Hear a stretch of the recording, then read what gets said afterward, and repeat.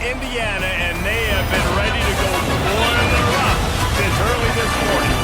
There's just something about the nightcap after a day of wall-to-wall football, and just seems this is when chaos. We are back with our Purdue Dynasty here, game number 3, and you thought we were done with the MAC conference, did you not? Well, guess what? An old familiar foe, the Central Michigan Chippewas, one of our hated rivals at Northern Illinois, are coming into town to take on a guy they know very well. And even though I'm at my new job, I still have a hatred for these guys here in the MAC. And also something to note here, this is the season opener for Central Michigan. The Chippewas have not played a game yet. We've already played 2, as there's a nice little pick play to get a first down inside the 20-yard line. However, our defense would end up holding them into a field goal. Remember, we had problems stopping anybody last week down there in Chapel Hill. So to hold teams to field goals is very good. It is showing that this Purdue defense is making strides to improve. And from the first play from scrimmage, a sack. Actually, that's an incomplete pass. Somehow TJ Khaled got that thing out of there in time. We're going to go right back to the well, though. Hard play action, going up top and completing it. And look at this big play inside the 20-yard line. And Purdue is now in the red area. And there goes Rashard Pope trying to hurdle his way inside the 5-yard line. Purdue has been an excellent red zone team this year. They do not settle for field goals when they get down here in the red area. And here comes TJ Khaled, keeping it himself, going north-south and plunging. They're going to say he did not get in. So it's second to goal at the 1. We're going to keep it this time, and now we're going to get in. And TJ Khaled is the one who gets the scoring started for Purdue. So Purdue has the lead over this MAC team here in the second quarter.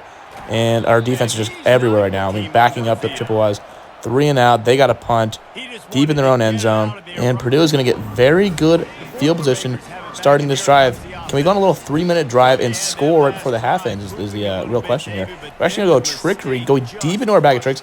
TJ Khaled lofting one downfield, and look at who's running underneath it. It's Randall Sash, who is going to 2-step his way into the end zone. It's a one-play drive, but a nice response here from Central Michigan as they find the back corner of the end zone.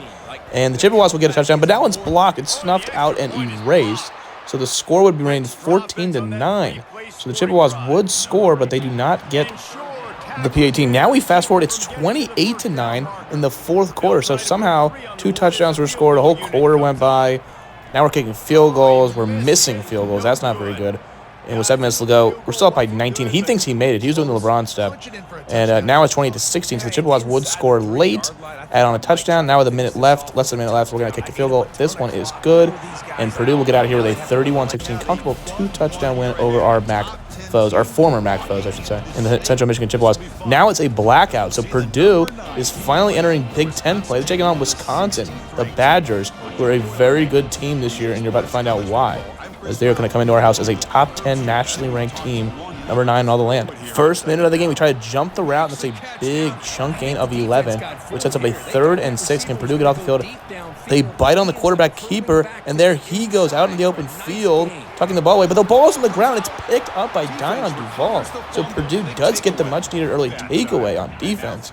However, now it's 3rd and 13. This is a really tough Badgers defense. They disguise a lot of things. TJ Khaled going to loft one up. He thinks he has one-on-one coverage, but unfortunately the safety's right over there, and it's picked off. They've been picked off by either guy, and the Badgers are running this one back, and they are going to get a pick-6 house call on the road to start the game. And are you kidding me? This guy's absolutely stunned. TJ Khaled makes a rare critical error early in this game. Now we're going to still go up top and throw it. There's a nice looking throw to the sideline. That's complete. So Purdue's moving the ball now finally across midfield. And let's see if they continue to put the ball in TJ Khaled's hands, knowing how effective he's been this year to start the season off. Making an early case for Heisman. He shreds them off, and that is another pickup for a first down for Purdue. However, the drive would pretty much stall here. Not to spoil things, but yeah, we get to the 42-yard line looking for some points. We're trying to pop a play action. However, there's immediate pressure. The ball's on the ground. You try to flip it forward for an incomplete pass, but that's pretty much how the drive would stall. Now Wisconsin's back on offense. They are going to complete a little hitch route and another poor tackle attempt, and pretty much a one-play drive for Wisconsin. He's going to stroll to the end zone, and now it's 21-0. Mid-second quarter, we have to convert here. This is obviously 4th-down territory. 4th and 4. We're going to complete this pass to Randall Sash. He's going to try and hurdle a guy inside the 30-yard line, but finally remove the football now. With 2 minutes to go in the first half, we have to score a touchdown on this drive. We might as well not even come out. Might as well not even bother to come out of the locker room if we're down 21 after the break. So here comes a blitz from Wisconsin. It's picked up pretty nicely, and we get the ball out, and it's a completion, and getting inside the 20-yard line and getting hit late. No call. But finally, we're in the red area with a minute to go in the first half, having to make this game 21-7 to have any chance to come back. TJ Khaled throws it away, and that's not a good way to start this red zone trip. We can talk about how good Purdue's been in the red area this year, but not in this game. And there is a completion. No, they say you can't drag the foot, and we pretty much have to end up settling for a field goal with no time remaining in the half. Let's see if we can make this one. This is no gimme. We saw him miss last week in Central Michigan.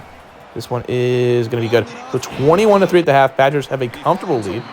Now it's 24-3, but thankfully Purdue, who was able to hold them to a field goal, is now driving once again in the red area. So now Purdue, knowing they're down 21 points, 3 touchdowns, they have to score touchdowns at every single drive the remainder of the game. And there is Rashard Pope putting his head down, and it's 24-9. So here comes Purdue. Chart says going for 2. The analytics suggested that they go for it, and I can't disagree with them. And looking for a receiver, and he's just to take off. What a play by TJ Khaled. It's 24-11. So that drive took less than a minute. Now here come the Badgers back out on offense. Can we get a much-needed stop? We're only down by 2 scores. And here is another quarterback keeper and a big-time TFL. And it's 3rd and 11. So here we have a chance to get off the field here. And it's going to be a speed option. He runs into his own lineman. He pitches it late, but it's going to be a first down and plenty more inside the 20-yard line. Another red zone opportunity for the Badgers as we begin this 4th and final quarter.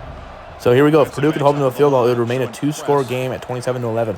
They're going to fire one. It's going to be intercepted, but they're going to say he landed out of bounds before he caught it, so it's incomplete. Now 3rd and goal, another 3rd down chance to get off the field, and it's going to be a touchdown anyways.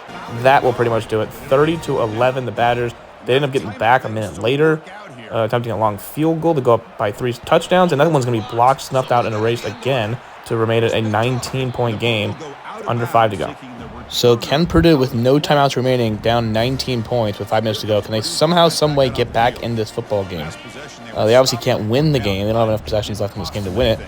But can they just at least make this attempt to look, somewhat decent? They're going to go back into their deep bag of tricks. And again, somehow losing Randall Sash as this Badgers defense has been so good all game long. And Purdue finally finds something here late. And with 4:45 to go, Purdue is now down just 13. Again, the analytics suggest going for 2 here to make it an 11-point game, and then potentially going for 2 again, make it a 3-point game. And they are going to go for 2. They're going to fake it. The kicker's going to throw it. It's complete to the tight end. It's 30-19, so it's an 11-point game with 4 minutes to go. Both teams would trade touchdowns. It's still an 11-point game, but now the Badgers get that critical first down on 3rd and 9 again. So every single 3rd down, it felt like the Badgers converted, and whatever could go wrong did go wrong for Purdue. And Purdue's going to fall to 2-2. And the Badgers are a good team. Credit to them. They came into our place, and they beat us. That first quarter was really the difference, and Purdue falls to 2-2 on the season.